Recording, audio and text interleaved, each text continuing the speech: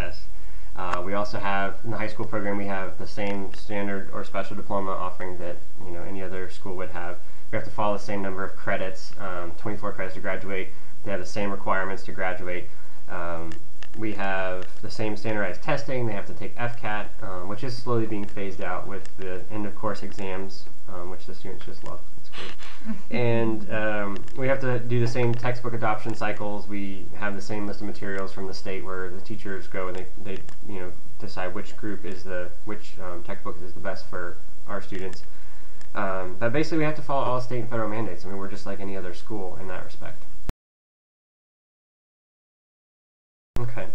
The first and probably one of the most important aspects is that every staff member is certified to work with the deaf or hard of hearing or visually impaired students. Whereas in the public school, you might have a teacher who maybe took a class on varying exceptionalities in college, and then all of a sudden she has a deaf or hard of hearing student or a visually impaired student in the classroom, and it's like, oh my gosh, what do I do with this student? What does the student need? Like, how do I deal with the student? Like, does the student learn differently than the other students? Like, what do they even do? So having all the staff certified to work with their specific population is huge. The technology we have on campus is just like phenomenal. Like, I mean, it's in the country, I think it's some of the best technology in any school. We have a smart board in every classroom, projector in every classroom. We have document cameras. In the high school program, we have a one-to-one laptop program, so each student has his or her own laptop to use during the week, and then on the weekends they leave it at school unless they have a special project, and then we give permission for them to take it home. The other aspect is just open access to communication. It's especially on the deaf side, it's a full signing environment. So they're immersed in sign language, whereas in the public school they go and they sit in front of an interpreter all day long, and it may be the same interpreter. So you imagine, like, say a student who's in middle school, you might have 6 or 7 different classes, but they're looking at the same person all day long. And depending on the skill level of that person, their experience is different. Whereas, they can pick up on incidental conversation between adults, other students, just from having open access to communication. We have sports and clubs just like any other school, but our sports and clubs are only with deaf or hard of hearing or visually impaired students, or maybe both, where they can all communicate with each other. In the public school, a student joins, like say they even make the basketball team. Well, they can't really communicate with the rest of the players, so they might get shunned, they may not get past the ball, the coach might get frustrated with the player because, hey, keep yelling at them, they don't turn around because they're deaf. And even like with our blind department, they have goal ball, which I know is not, I'd never heard of it before until I started working in the school, and that's where they actually have a ball with a bell inside of it, and then because the students have varying degrees of vision, they actually have to wear goggles that have like a foil on the inside so that they're all completely cut off from their vision, and they have teams of 3-on-3 on the court at a time, and they actually have to throw the ball. They throw the ball maybe 35, 50, 45 miles an hour, and they jump in front of it when they hear it coming, and they block it, and they work together as a team. So they don't have that in public school.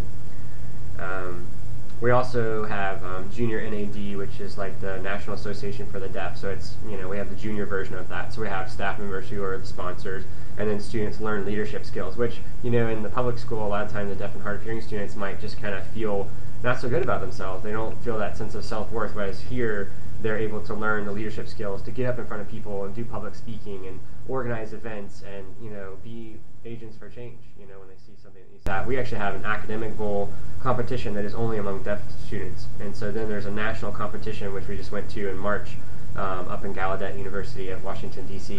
And that's where our team placed 5th in the country.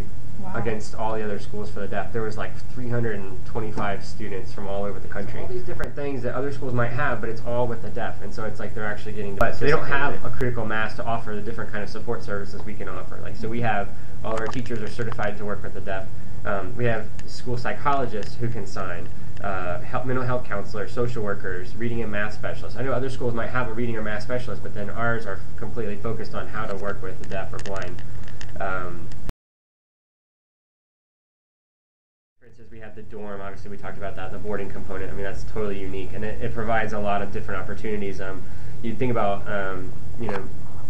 over 90%, something like 93% of deaf students are born to hearing parents, and so they usually don't know anything about deafness, and they usually go through a grieving process, like when they find out their kid is deaf. And so they may not learn sign. I still have parents in my high school that, their kids are 16, 17, 18, 19 years old and they still don't know sign. And it's like, at that point, it's just really disappointing to me. It's like, learn their language. That's the biggest thing. But since they struggle with communication, a lot of the daily living skills, that are not taught, we can teach in the dorm.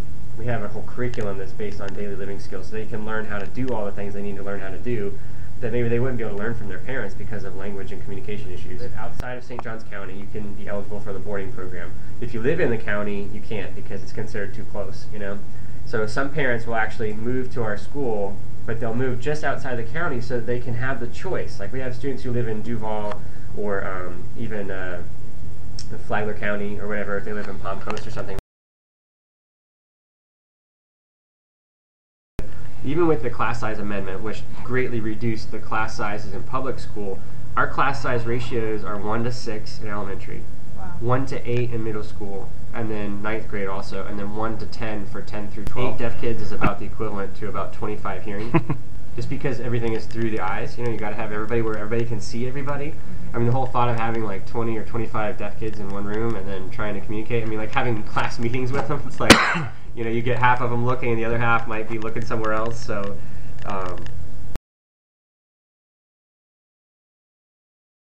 The number one thing, I'm not saying that our school is the best for every student, like some students are better served in, the mainstream.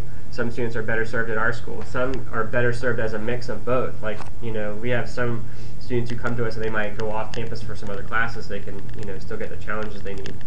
Number one thing, though, as far as being in the public school, is they have to have high-quality credentialed interpreters.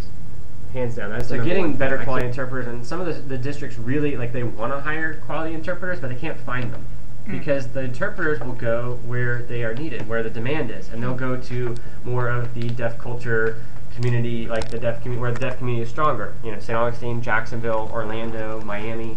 They're not going to be in the places where there's not as many deaf people. Note takers, the deaf students, they need to